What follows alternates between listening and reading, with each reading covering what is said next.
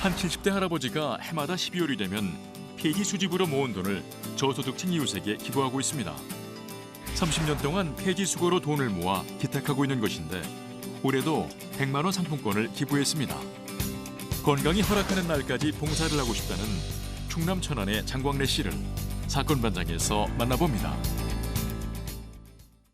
네, 함께 사는 세상 오늘의 주인공은요. 폐지를 모아서 어려운 이웃을 돕고 있는 도와서 또 그 돈으로 이제 기부한 분의 얘기인데요. 그 주인공을 만나볼까요? 네, 오늘의 주인공 일단 성함 장광자 레자 선생님이십니다. 올해 75세신데 해마다 연말이 되면 폐지를 주어서 모은 돈으로 저소득층들을 위해 써달라라면서 동사무소에 기부를 하고 있는 분인데 그럼 이분이 뭐 폐지를 주어서 생계를 이어가시는, 그러니까 주업으로 폐지를 주는 일을 하는 분이냐? 그것도 아니고 본인의 일이 따로 있고 가게를 운영하면서 틈틈이 1년 동안 계속 폐지를 주어서 그때그때 이제 팔아서 조금 쌓이는 돈을 가지고 일종의 적금을 붓는 방식으로 네. 목돈을 마련을 했는데요. 올해도 이미 100만 원을 모아서 온누리 상품권 10,000원권 100장을 마련을 해서 기부를 하셨습니다. 그러네요. 이제 자영업도 하면서 또 이 폐지를 모아서 기부를 하게 됐는데 그 계기가 무엇인지 장광래 씨에게 자세한 얘기를 들어봤습니다. 처음에는 새마을 지도자에서 파지 모이는 걸로 지시를 했거든요. 그래가지고 그걸 자본이 모이니까 그 자본을 처음에는 새마을 기금으로 썼는데 그래서 한 2년, 3년 시간도 없고 그러니까 이제 안 는다는 거예요. 그래서 누군가는 해야 하는데 할 사람이 없다 하는 걸로 해서 그만둘 수는 없고 그래서 제가 그냥 발벗고 서둘렀죠. 계속 다니면서 대학가 좀 늦추고 다른 상점에서 주기도 하고 1년 동안 모인 돈이 한 200만 원 가책이 되더라고요. 그렇게 해가지고 어려운 학생들 장학금을 주는 낫겠다 했다 그래가지고 꾸준히 그렇게 시작을 했었죠. 아마 한 지가 2009년까지 아마 학교에다가 주었을 거예요. 2010년부터는 기초 생활자들 주는 게 낫겠다 해가지고 동사무실에서 이제 하는 걸로 그렇게 30년 가차게 되다 보니까 그만둘 수가 없는 거예요. 그래서 지금까지 그렇게 꾸준히 이렇게 해오는 거죠. 참 대단하다는 얘기밖에 할 수가 없네요. 30년간 이 일을 이어오고 있네요. 30년간 연말이 되면 이렇게 폐지를 모았거든요. 원래 통장할 때 그때 이제 시작했던 거고 하니까 괜찮다 이런 생각을 하면서 봉사활동을 했는데 대부분 딴 사람들은 하다 말았는데 이 장광래 씨는 끝까지 한 것 같아요. 30년간 계속 연말에 폐지를 모아가지고 하는데 딴 건 몰라도 자신을 위해 30년간 뭐 하는 것도 쉽지 않습니다. 남을 위해서 30년간 뭘 하겠다. 이게 엄청 대단한 것 같습니다. 자, 하지만 이제 가게 일을 하면서 폐지를 모아서 지금 말씀드린 것처럼 기부하는 거 쉽지 않은 일입니다. 그 얘기 좀 더 들어볼까요? 힘들지 않으세요? 좀 힘드실 것 같은데 힘든 점은 없으세요?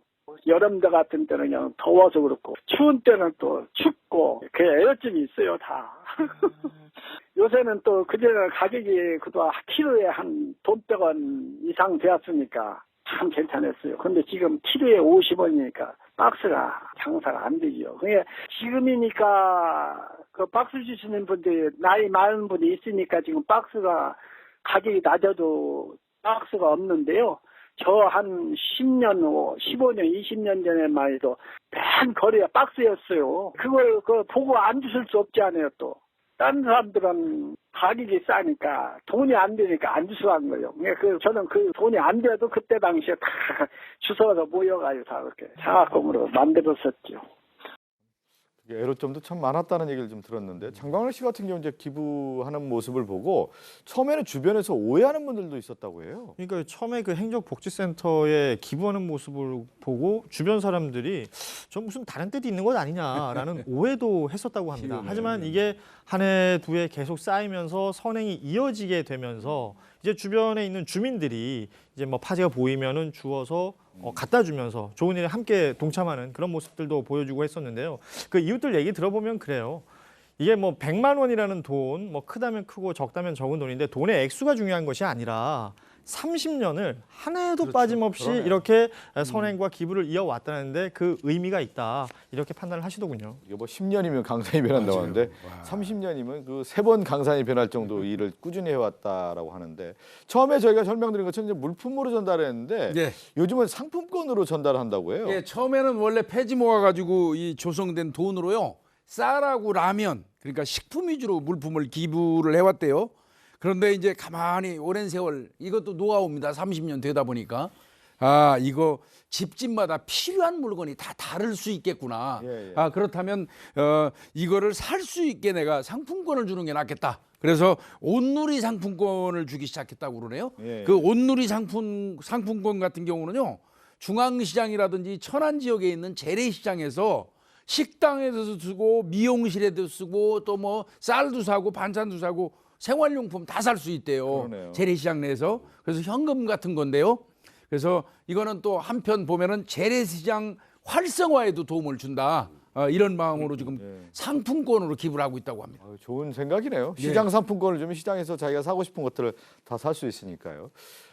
기부만 하는 게 아니고 다른 봉사활동도 하고 계시다고요? 우리가 저 함께 사는 세상 진행하면서 이렇게 기부하시는 분들 하나만 하시나요?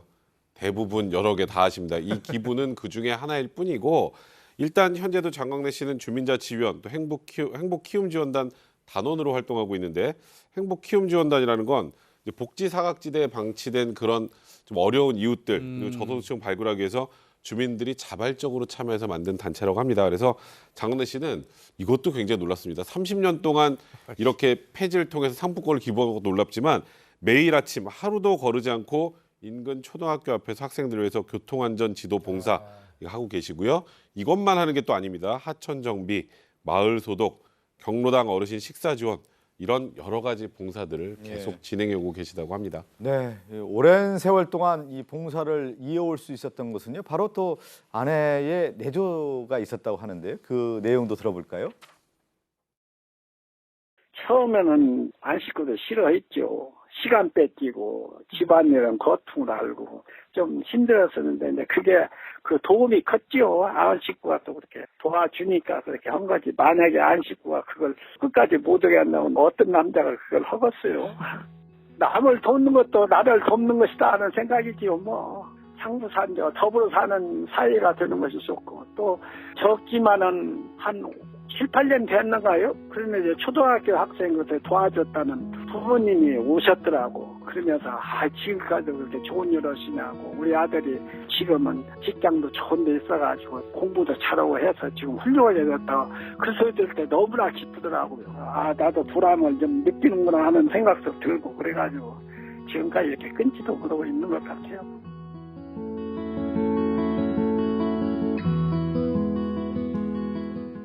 근데 이렇게 좀 폐지 모아서 이렇게 기부하는데 이 자체가 또 이 장광래 씨에게는 삶의 활력이 됐다고 해요. 본인이 더 행복하다고 이렇게 표현하는데 지금 건강이 허락하는 한 계속 하겠답니다. 기부도 하고 봉사도 하고 이 기부 봉사 말고도 서예 강습도 또 하고 있다고 그러거든요. 예. 대단합니다. 하여튼 지금 이 전화 딱 하면 끊을 때 행복하세요라고 항상 한다 그래요.